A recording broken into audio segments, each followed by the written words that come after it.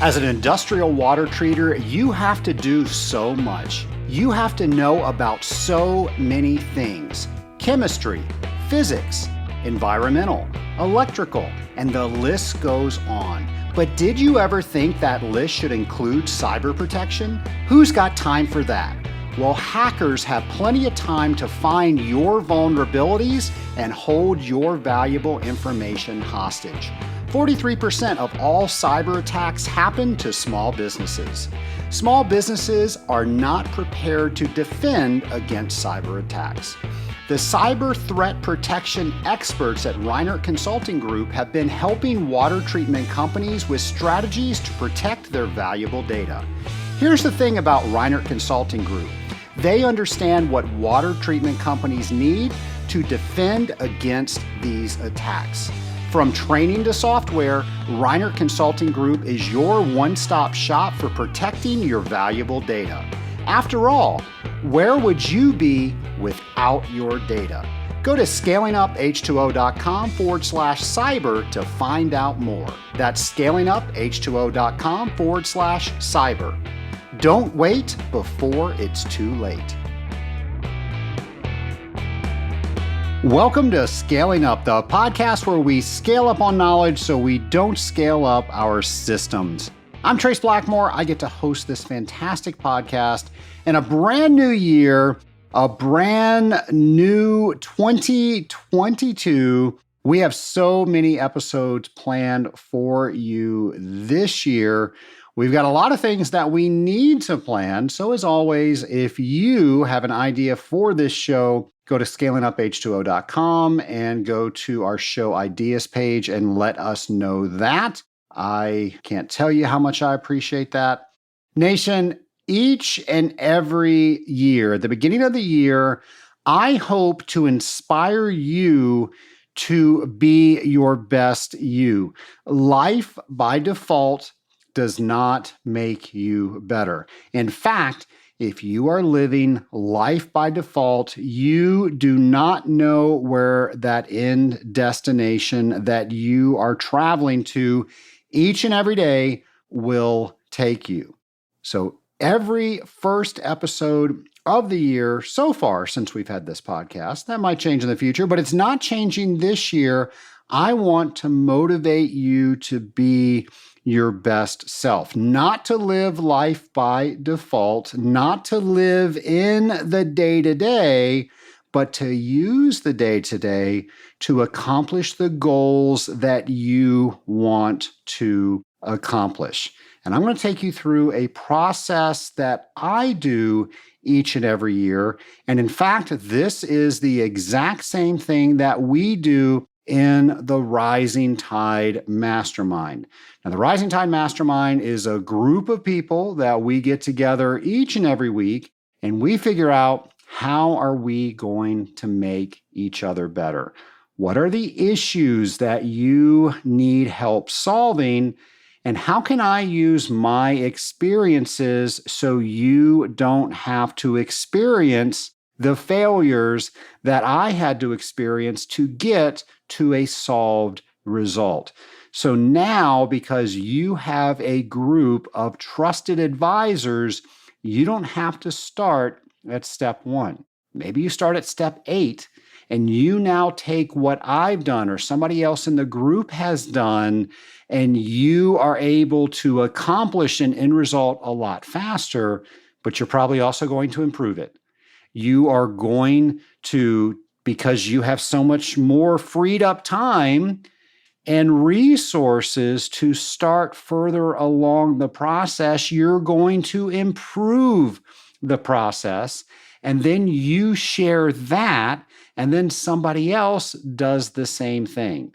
That's why we say a rising tide raises all ships.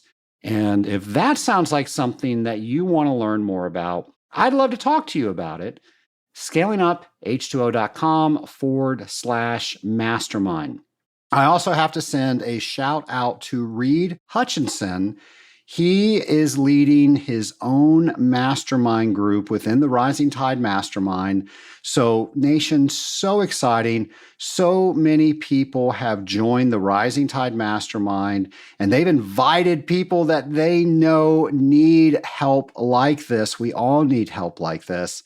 We need more facilitators. So, my friend, he's been on the show. You guys know him, Reed Hutchinson. He's now facilitating his own group. And it is just amazing to see an idea that I had, and then how everybody within the Rising Tide Mastermind helped that idea to create what we call the Rising Tide Mastermind. And we have other facilitators coming in to help facilitate groups because we are growing so much. Just so amazing to look at all that. And I want everybody out there to know that the Rising Tide Mastermind is as successful as it is because of the people in it. I had the idea, but all the people within the Rising Tide Mastermind make that group what it is today, and they're going to form what that group looks like tomorrow. The reason I share all this with you is, one, I'm just so passionate about the Rising Tide Mastermind. And you might be wondering, what are some of the things that we're doing within the Rising Tide Mastermind? Well, I told you we're helping with each other's issues, but we're also helping each other get better. We're asking each other, where do you want to go and how are you going to get there? Are you taking account for all the obstacles that are going to get in your way, and you're pre-anticipating those so you can go around them when they present themselves? Are you using all the knowledge that you have from living your life over the last year and all the previous years to make sure that you are setting proper goals and attacking those goals in a way that you live your day-to-day, so you're setting yourself up for success? You're setting yourself up so you can accomplish these goals. Now, I'm not saying make them easy goals so you are sure to accomplish them. If you are doing anything else besides stretching yourself to accomplish a goal, don't bother. It's going to happen anyway. Don't waste the time. But when you plan to get better, and that plan involves you doing something different, you will grow throughout the process. And that growth is as important, if not more important, than you actually reaching the goal that growth came from. So here it is. Here is what we do in the Rising Tide Mastermind each and every year. It all starts with a review. Nation, so many of us are so eager to start something new that we don't take in account what life is teaching us. Now, I mentioned this on last week's episode, and if you have not done this, it is imperative that if you decide you're going to goal plan for this year, you have to do this. I want you to look back at last year in review. The most important thing that I want you to do is celebrate all the accomplishments that you had last year.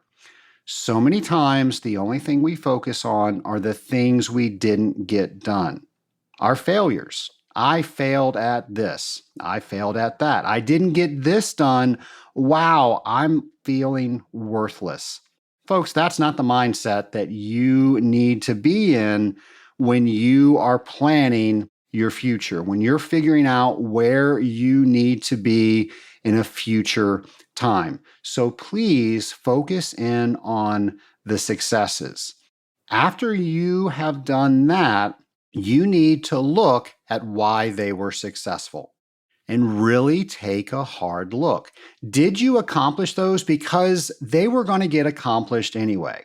They really weren't goals at all. They were just things that you said you would do. And because life happened, You got them done. Well, folks, those aren't goals. And I want you, whenever you're thinking about what you're aspiring to do, that you're actually aspiring to do something. So if that's the case, I want you this year to make sure you stretch yourself so you are really having to work at accomplishing that goal. As I said earlier, that's where the magic is. That's where the growth of you personally and professionally will happen. Now, if your goals are stretch goals, they are exactly what I'm talking about. Why did you accomplish those? What happened in your life that allowed you to accomplish them? What are all the things that life is trying to teach you about last year? And then when we go to set up the plan to accomplish these goals, we're going to use all of that data to make sure we're using what life has taught us. We're going to hedge all of those bets. Now, look at the ones that you did not accomplish. If those goals did not get accomplished, what's life trying to teach you with that? A lot of times we say we want to do something, but we never look at the cost for doing that. Maybe you were moving this year. Maybe a new child came into the world. Maybe there was so much life change, there was no way in this world that you were going to be able to get that done. And you did not account for that when you were making that goal. Well, folks, just because you want to do something doesn't mean that now is the right time to do it. So I want you to consider that as well. As you're setting these goals, are they appropriate for the season of life that you are in right now? And if they are, great. But if it's not, don't get rid of that goal. That's still something you're aspiring to do, but maybe that goal needs to be rewritten somehow.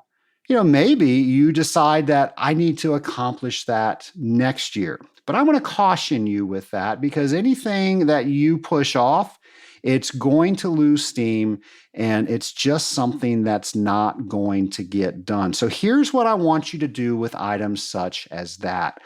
I want you to think about what is a piece of that goal that I can start working on right now. Now, it's not completing the entire goal, but we just figured out that life isn't going to allow us to complete that entire goal.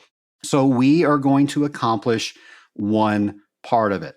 Maybe it's even 2 or 3 parts. You need to decide that, but that gets you on your way to getting that goal accomplished. Think of all the things that you have to do to accomplish that goal as dominoes. And you just have to get that first domino moving to affect all the other dominoes. The hardest thing in this entire process is to move that first domino. Now, maybe we get to a point where things need to be reevaluated. We're constantly reevaluating. So I'm going to tell you all about that. And this is not easy. If this was easy, I wouldn't be doing this podcast. We wouldn't talk about it in the Rising Tide Mastermind because most people would do it. I will tell you, because I do this, I have achieved things that I never would have achieved if I did not set goals like this. We would have not had a podcast. We would have not had the Rising Tide Mastermind. I would not have a water treatment company, and I wouldn't have the incredible team that I have within the company. I wouldn't have been president of the Association of Water Technologies. I wouldn't have my certified water technologist. And folks, the list goes on and on and on. To recap, what I'm trying to get at is don't live life by default. Push yourself. Take what life is trying to teach you. Take what you know about your life. Push yourself, but also be realistic for the circumstances that you have and figure out what you want to accomplish this year. Now, here's what we do in the mastermind. We don't go 1 year out. And for those of you that have never done this before and you don't have anybody guiding you through the process, you need to decide if this is right for you. Whenever you go out further and further in a time frame, if you're not used to gauging that, those goals become so wildly aspirational, there's no texture to them. There's nothing granular that you can do to accomplish those. And ultimately, there's no plan that's ever built around them. And that is the secret sauce in getting goals done, is making sure that you have a plan. We're going to talk about that today as well. So here's what I want you to do. I want you to think 3 years out. And by the way, if you want to listen to a talk that I did on this process, this is what I do with my company each and every year. This is what I do with other companies that I help facilitate their meetings and look at what they want to accomplish. I have them go 3 years out. And I did a TED Talk about it. It was episode 92. It was actually on the entrance platform for a TED Talk. You can hear all about that. I actually bring Back to the Future into this because I truly believe that if we can see what we are trying to create, that we've thought about it thoroughly. And if we can't see it, if we can't taste it and feel it and all of those things, then we did not properly visualize that goal. And if you did not properly visualize that goal, you don't know what you're making sacrifices for to get that. Folks, here's the thing. If the pain of getting there isn't less than the pain of not getting there, you're not going to get there. So if I don't achieve this thing, I'm not going to have all these amazing things that I know are going to happen when I accomplish this goal. I'm not using that as motivation. And I'm just saying, well, in addition to all the hard stuff I've got to do in my life, I've got to do this hard thing too. Folks, it's not going to happen. So use your imagination to go 3 years into the future. And again, to recap, I don't want to confuse anybody. If you've never done this before, just do it a year out because I know it's difficult. It's a muscle that you need to exercise, and your planning muscle might be a little atrophied, and that's okay. Just go a year out. For those of you that have done this before, go 3 years out, and now you are able to visualize all the things and the why behind what you want to get done. Once you've done that, and why I use the DeLorean in Back to the Future is I want you to get into the DeLorean. Again, you can hear all about this in episode 92. So you are going 3 years in the future, and you're going to interview your future self and ask yourself, what are the things that I got accomplished? How did I get those things accomplished? What were some of the obstacles that got in my way? And because you were able to accomplish these things, what are all the great and wonderful things that are in your life now because you had the fortitude to work the plan? When you can see that, write it down. Write down all the goals that you want to achieve. Now, I encourage the Rising Tide Mastermind to look at 5 different areas.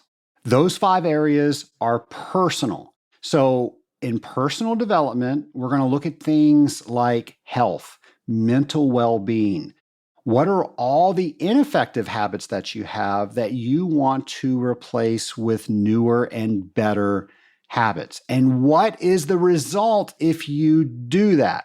When you are creating the results, don't say, I want to lose 10 pounds. I would say that I want to be healthy enough to do this activity. See the difference there? Whenever you look at a goal as a negative, your brain does not get excited over that.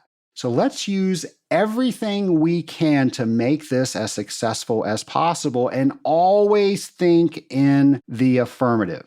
So at the end, of 2024, if you're doing 3-year, at the end of 2022, if you're doing a 1-year, what have you achieved by accomplishing these personal goals?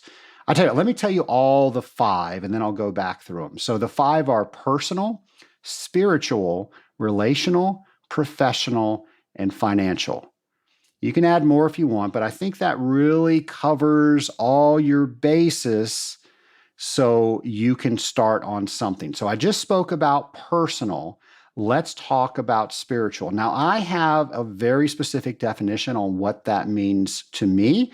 That doesn't necessarily mean that to you. So, how do you define spiritual? And then, what are the things that you are doing to directly influence all of those relationships, all of the things that you consider spiritual?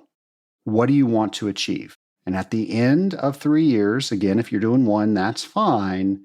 How are you using that to make sure that you accomplish that? So, what do you want to accomplish in spiritual? Relational. Folks, there is nothing else more important than our relationships. There is nobody that has ever been transitioning in life, and by transitioning, I mean dying, and said, I wish I spent more time at work. I know you've heard that before. That's easy to hear, but how are you applying that?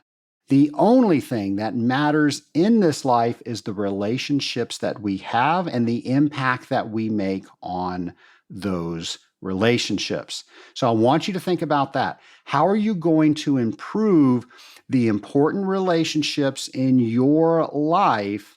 What are you going to accomplish in 3 years? Or if you're doing 1 in 1 year. A great way to do that is create a tribute statement for, I would say, no more than 5 of the top relationships that you have. Now, folks, you have dozens of relationships in your life. If you have never done this before, that's why I say go ahead and keep it to 5, because this can be a very daunting task. Maybe you have 1 or 2. That's fine, because you're deliberately working on something, and that is what we're trying to do. We're trying to influence what we're doing day to day to make it better. So whatever those relationships are, spouse, children, parents, work relationships, whatever you decide, I want you to write a tribute statement. And a tribute statement, I want you, again, to get in the DeLorean, I want you to go to, say, your 90th birthday. And on your 90th birthday, you're going to observe, because you're a time traveler now, you use the DeLorean, you're going to observe yourself at this party, and these individuals that you've identified are the keynote speakers, and they are giving a tribute about your life. What do you want them to say? And that is what you're going to write down. Now, that's very aspirational, but I think you have to with relationships. Now, I'm not going to accomplish what I want my lovely bride, Stacy, to say at my 90th birthday this week, or this year, or next year, or probably the next decade. But what I can do is, when I plan 1 week at a time, I can do a bite-sized piece of something that will ultimately make that be more true than not. We'll get to that in planning, but that's what you're trying to do. So pick a couple of relationships and write a tribute statement. Once you've done that, go ahead and think about, what do you want to accomplish in the next 3 years? Now, maybe you don't want to write the tribute statement. That's a technique that I think works very well to get this section started. Maybe you already know what you want to accomplish in each one of those relationships. Feel free to do that as well, because ultimately that's what you're going to do after you do the tribute statement. Next, we'll move on to professional. Folks, we are in an amazing industry. What are all the things that you want to do to advance yourself in this industry? In a 3-year time span, when we're celebrating the new year, 2025, what do you want to look back and say that I accomplished? Maybe it's a certification. Whatever it is, we need to write it down, or it's never going to happen. And then finally, financial. Now, folks, I've always been taught to look at money as a means and not an end. And I think that's a very healthy way to look at money. I have worked with people, and their goal was to have a certain amount of money. I don't think that's the best goal because money doesn't do anything. What are you going to do with that? What does having financial freedom allow you to do? What does having more finances allow you in the choices that you have to make, in the impacts that you want to make in each of the previous categories that we just talked about? So, what do you want to accomplish as far as financial in the next 3 or 1 year? Folks, there's so many people out there that don't think about their finances. I promise if you start paying yourself the way your employer pays you, and you start saving money, you start investing money, and you know that you have money that is working for you, it will allow you to make better decisions. It will allow you to do better things within those decisions. Trust me, this is a part that if you are not doing, you need to make sure that you're taking a hard look at. And don't think you need to know everything. There are so many people out there. This is their job. They would not have a job if they couldn't help people like you. So please find those people, have conversations with your friends, ask them, who are they using? How do they know they're meeting their financial goals? And I'm sure you will get a list of people that they can introduce you to so you can start having these conversations. But it all starts out with, what do you want to accomplish in a 3 to 1 year period? Specific, intentional about what the investments, what your compensation, what your savings, and how that will impact what you can do with that. Well, Nation, that is the hardest step, actually vision casting. What are the 5 areas? And again, the 5 areas: personal, spiritual, relational, professional, and financial. What do I want to accomplish in a 3 year period? And write those things down. Once you write all those things down, I want you to take a break and I want you to come back to it at another time. Now, schedule that because so many people don't come back to it. That's just one step. I then want you to come back to it and look at those and see if you can really see yourself getting those done. Now, you've already borrowed the DeLorean. Thank you. I let you borrow the time traveling DeLorean that I have in my garage. And you've gone 3 years in the future and you saw all these things, but I want to make sure you really did. If the pain is not greater of not achieving those items than it is to just do the same thing that you're doing right now, you didn't think about it enough. You've got to want to get these things done. And if you're there, you are ready to proceed to the next area, and that is planning. Now, one of my favorite books when it comes to planning is The 12-Week Year. This is a book that we read in the Rising Tide Mastermind. If you want a copy of The 12-Week Year, you can go to scalinguph2o.com/12-week year, and you can get a copy of that. By the way, what that is an affiliate link. You can go directly to Amazon and buy the 12-week year for the same price that you can go to the affiliate link, but I made it easy for you by just simply clicking on our website, or you remembered that name and you type that in and you went straight to it, or Amazon pays us a slight commission for that. The 12-week year allows us to get the momentum that most of us have in December because we are running out of year and we need to get something done each and every quarter. So the mindset change is we're going to look at each and every quarter as a year. And that means each and every week is treated like a month. If you change your mindset to this, you are going to get far more done in the first quarter than most people get all year. And it's because of how you're thinking. So, what you are going to do now is you're going to take those aspirational goals that you just had, that 3-year picture, or maybe that 1-year picture, and you're going to say, I want to talk with 3-year now.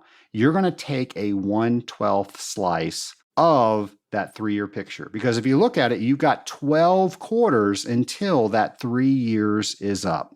What is the first domino in each one of those categories that you need to accomplish? What is the one thing that makes the most sense to get started? And folks, the most hard thing that you will do is get started. Once you get started, everything else is a little bit easier. It's that first domino that you're pushing over. How do you need to start? And what you're going to do is whatever that 1/12th piece of that 3-year goal is, you are going to write it down. You're going to make sure that that goal is very specific.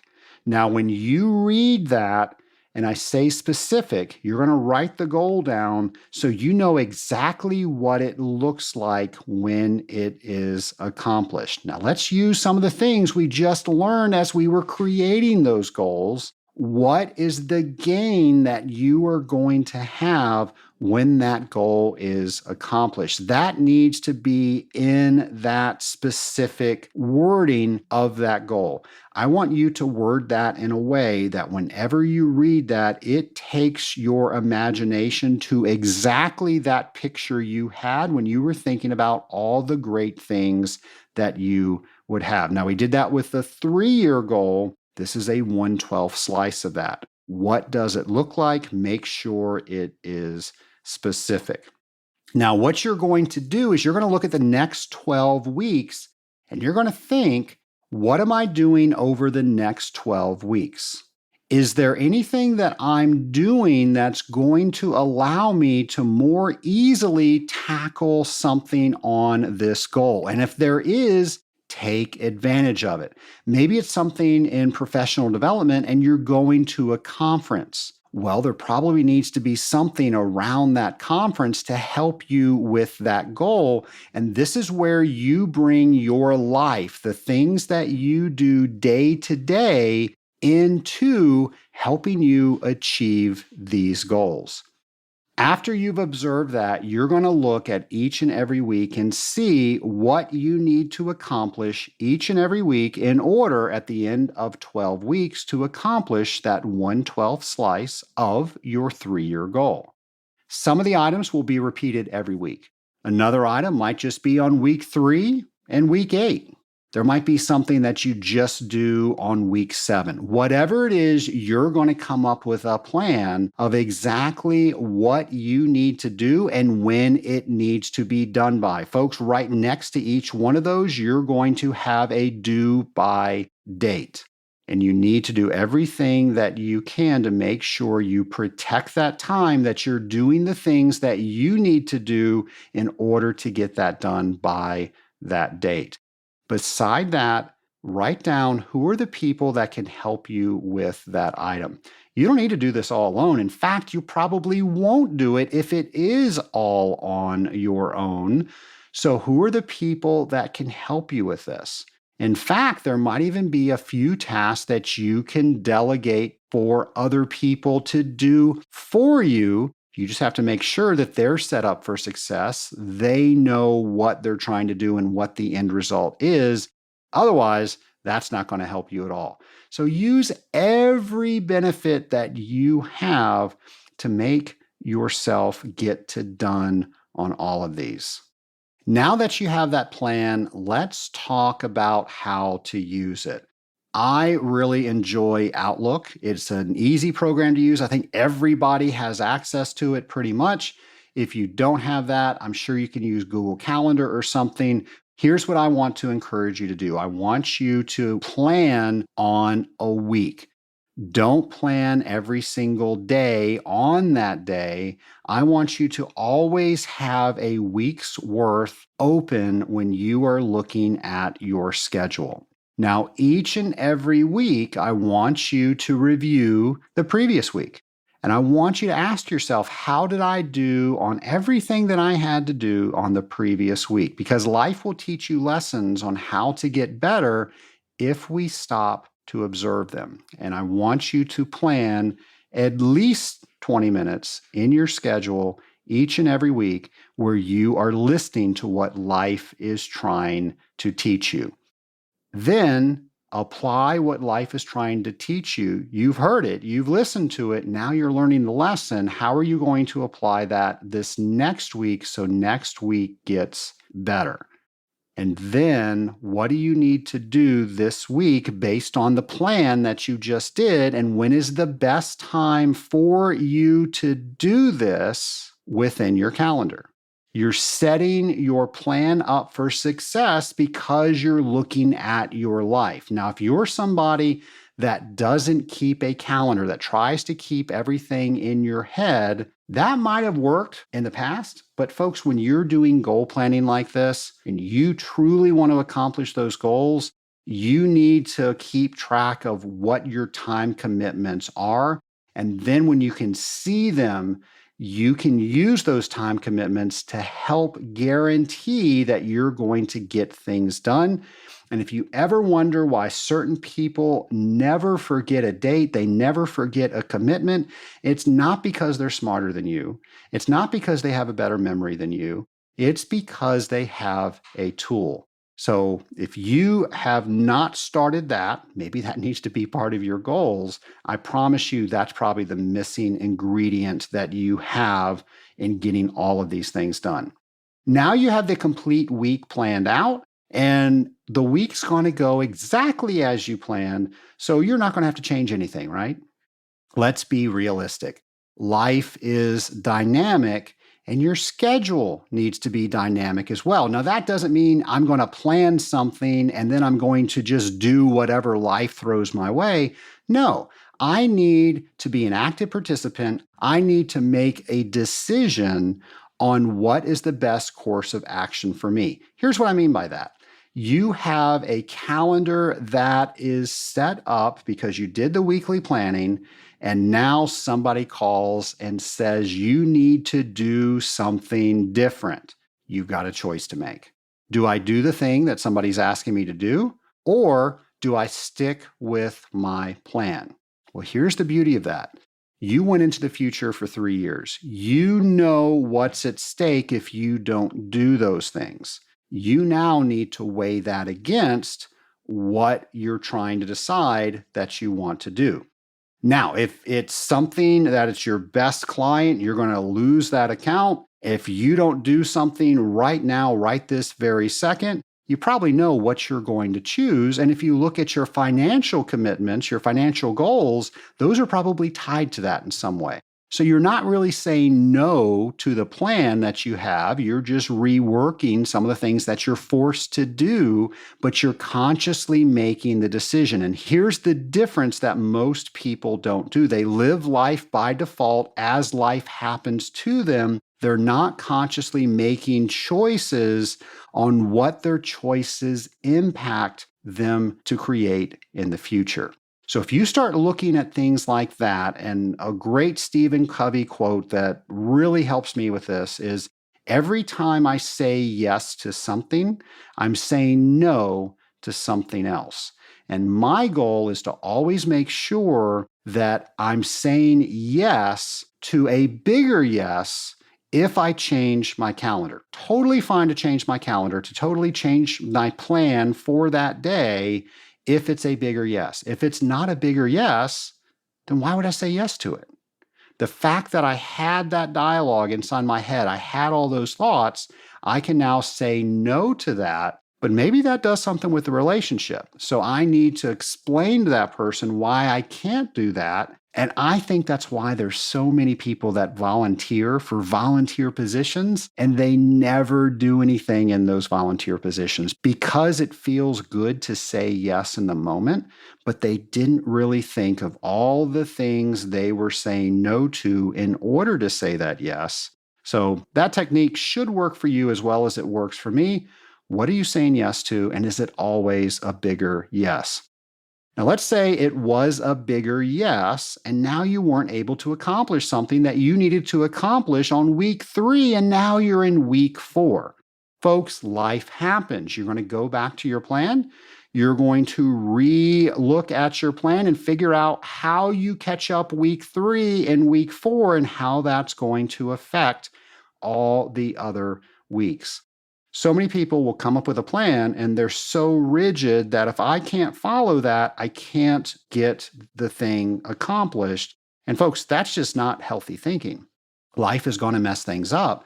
So when it does, how do you get back on track? And here is the biggest secret to all of this. You're going to write it down. You're going to make sure that you visualize all of that. And then you're going to share this with somebody else. I know that's very scary to a lot of you, but that truly is what successful people do in order to accomplish things that are hard, that maybe they don't necessarily want to work on by default. They share that with other people for a few reasons. One is it holds them accountable. When you tell somebody that you are going to do something, it's now out there in the universe. Somebody else knows that you're going to do that, and they're going to ask you about it. So it holds you accountable. It takes it out of your head, and it allows other people to know about it. Maybe even those people can give you some tips on how they can get this done. This is what we do in the Rising Tide Mastermind. Somebody had a similar goal that they accomplished, and now this other person that's starting from scratch doesn't have to start from scratch. They can ask the other person, how did they start? What was so hard in starting, and what would you do differently? They can now start from that point, and when they're sharing their goals, the person that's listening needs to be able to visualize that right along with the person that has the goals. And if the listener can't do that, that's probably a sign that the person that's writing the goals down, that has the goals, did not go deep enough in their imagination so they can truly believe that the pain of not getting that goal done is far worse than living life as it is right now. So all of those things are things that you can do to make this one of the best years ever. Folks, I love being able to share this stuff with you. I love the stories when I do this each and every year, and you tell me I got my certified water technologist designation because I started planning for it. There's so much you can do when you unlock the potential that you have and you work within the knowledge of what you already know about your life, and especially when you get others to help you out. Speaking of others helping us out, here's the brand new series, Thinking on Water with James. Welcome to Thinking on Water with James, the segment where we don't give you the answers, we give you the topics and questions for you to think about, drop by drop. Now let's get to it. In this week's episode, we're thinking about control ranges for tests and readings both you and your customer run and monitor. How many control ranges are enough? And when do you reach overkill? What are the key performance indicators? Should you set control ranges on tests and readings you cannot control? Or do you set them anyway so you are warned to take action downstream? How tight are your control ranges? Can the controller maintain them? Are the test procedures used accurate enough to achieve them?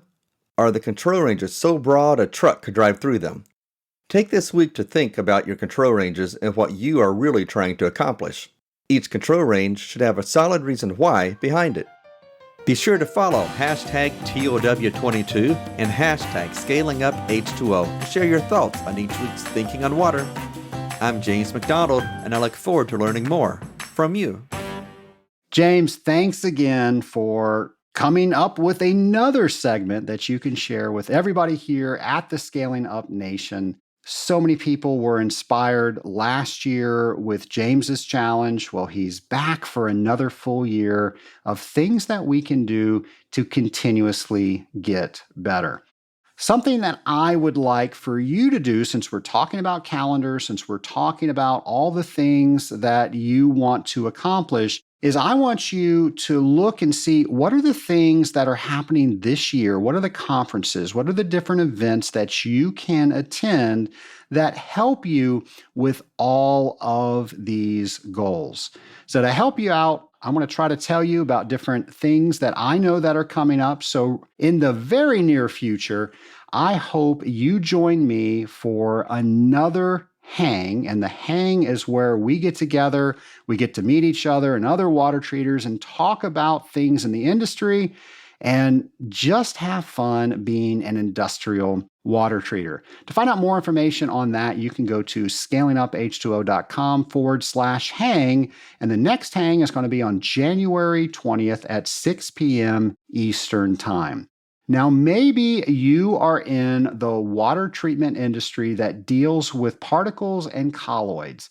There is a conference coming up just around the corner. It's going to be January 10th through 12th in Fort Lauderdale. You can go to our show notes page and you can sign up for that conference.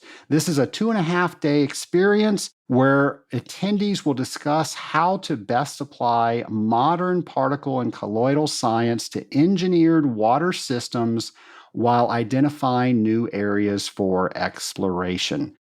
Another event just around the corner is the American Boiler Manufacturers Association, the leadership for the boiler industry. They are having their annual meeting in Indian Wells, California. That's going to be January 14th through 17th. We've got more information about that on our show notes page. Folks, if you can dream it, you can turn it into a plan. And if you can turn it into a plan, you can accomplish it. Make 2022 one of the best years yet. I can't wait to hear all about it, and I can't wait to bring you a brand new episode next week on Scaling Up H2O.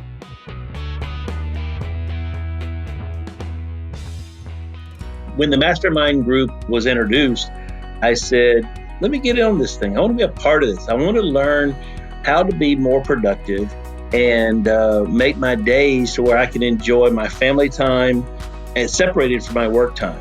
And so I like what Trace does. And so I said, I want to do things a lot like Trace. So let me figure out what he's doing. So that's why I joined the group. To find out more, go to scalinguph2o.com/mastermind.